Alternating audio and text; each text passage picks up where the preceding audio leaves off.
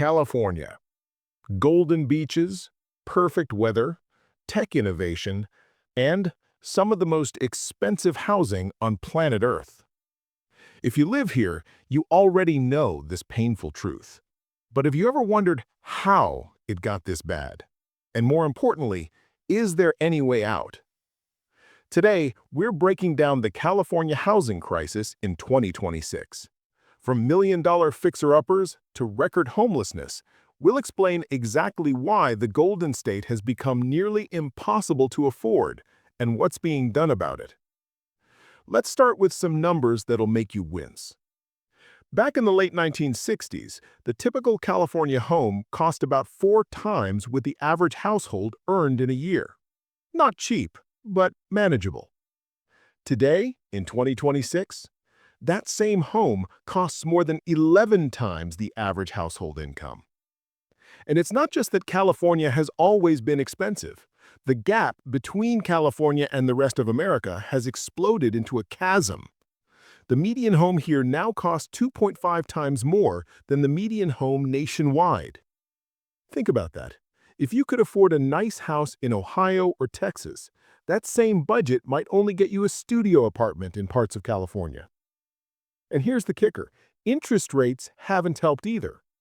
When rates dropped during COVID, more buyers flooded the market, driving prices up. When the Fed raised rates in 2022 to fight inflation, existing homeowners decided not to sell, making the shortage even worse. Either way, prices went up. So who actually owns homes in California? Only about half of Californians own the place they live in, the second lowest home ownership rate in the entire country. Nationwide, 2 out of 3 families own their homes. But here's where it gets even more troubling. California's homeowners skew heavily white. White Californians are twice as likely to own homes as Black Californians. That gap has actually widened over the years. And this isn't just about housing, it's about wealth. Home ownership is how most American families build wealth over generations. When you're locked out of home ownership, you're locked out of that wealth-building machine. Black and Hispanic Californians are more likely to be cost-burdened, more likely to live in overcrowded conditions, more at risk of eviction and displacement. The housing crisis doesn't affect everyone equally. Can't afford to buy? Well, renting isn't much better. California is home to 4 of the 10 most expensive cities for renters in America. And while some cities have seen rents stabilize or even drop slightly since the pandemic exodus, the state is still anything but affordable. Here's a statistic that should alarm everyone. More than half of California renters are rent-burdened, meaning they spend more than 30% of their income on rent. Nearly a third are severely rent-burdened, spending more than half their income just on rent. Imagine that for a second. Half your paycheck gone before you buy food, pay for transportation, save for emergencies, or do anything else. And while wages have grown in recent years, those gains haven't been spread evenly. High earners are doing fine. But for those near or below the poverty line, rent burdens are crushing. Now let's talk about the most visible symptom of the California housing crisis: homelessness. Throughout 2023, more than 300,000 people accessed homeless services in California. That's roughly 220,000 single adults and nearly 116,000 people in families with kids. LA County alone had about 100,000 people experiencing homelessness. But this isn't just an LA problem. It affects every corner of the state. Now, people become homeless for many reasons: job loss, mental health crises, substance abuse, domestic violence. But here's the thing. California doesn't experience these problems at dramatically higher rates than other states. So why is homelessness so much worse here? The answer keeps coming back to one thing: the lack of affordable housing. Study after study shows a direct correlation between high housing costs and high homelessness rates. At the heart of everything is a simple problem. California doesn't have enough housing. Period. The gap between what we need and what we've been building has grown for decades. Now, there's been some improvement. Population growth has slowed, and we saw a modest building boom after COVID. In 2024, we had more homes per person than we'd seen since 1991. But don't get too excited. Governor Newsom's administration set a goal of building 2.5 million new homes by 2030. That's roughly 315,000 units per year. California has never come close to building that much that fast. As of 2026, we're still falling dramatically short of those targets. So why can't we just build more? Well, it's complicated and expensive. The cost of building multifamily housing in California spiked about 25% between 2010 and 2020. In the first few years of this decade, construction costs in major metros increased 9% or more each year.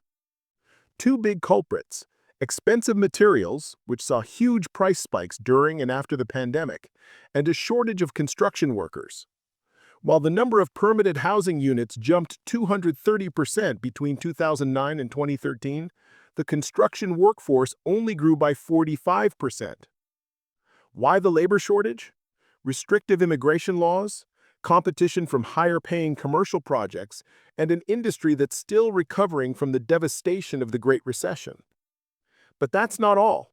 Permitting delays, local fees, borrowing costs, and the constant threat of litigation all add up.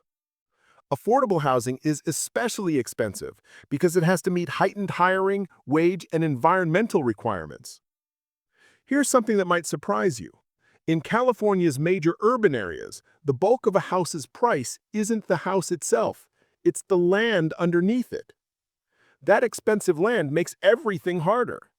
When developers are paying top dollar just for the parcel, they prioritize high-end luxury projects because even the cheapest unit will carry those steep fixed costs. What makes land so expensive? Well, geography doesn't help. San Francisco is literally 7 by 7 miles surrounded by water.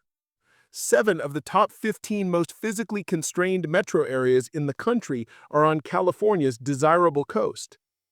But it's not just Mother Nature.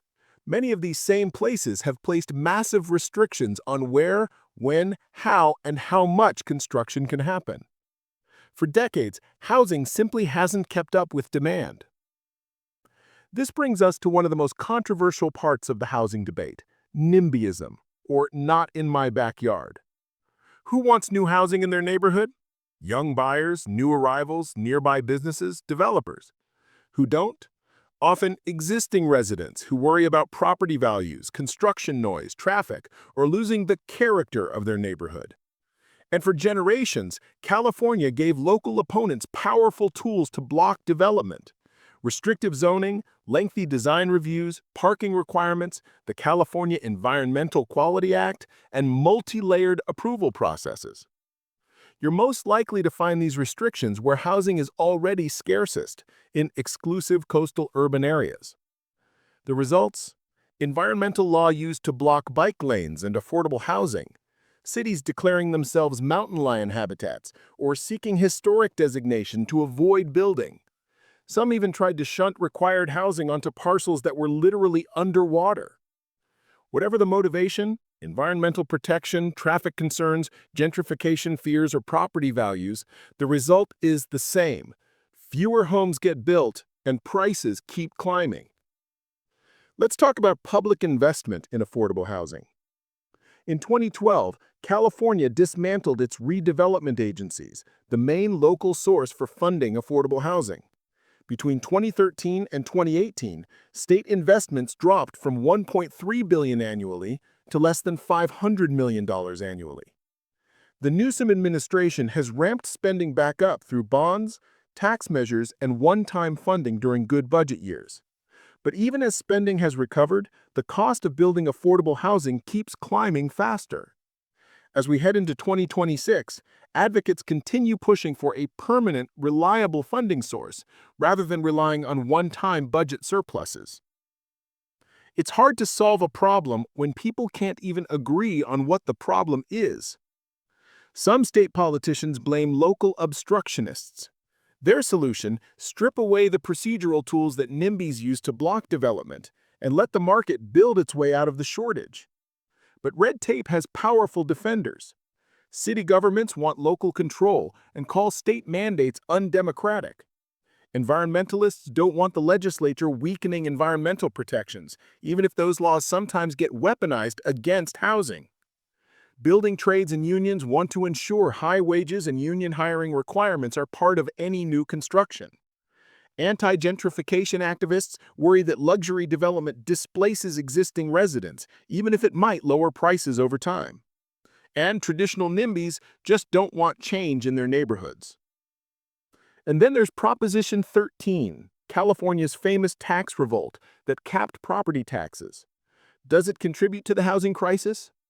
The Legislative Analyst's Office says probably not directly, but it may have indirect effects. Longtime homeowners face less pressure to downsize, and cities charge developers massive fees to make up for lost property tax revenue.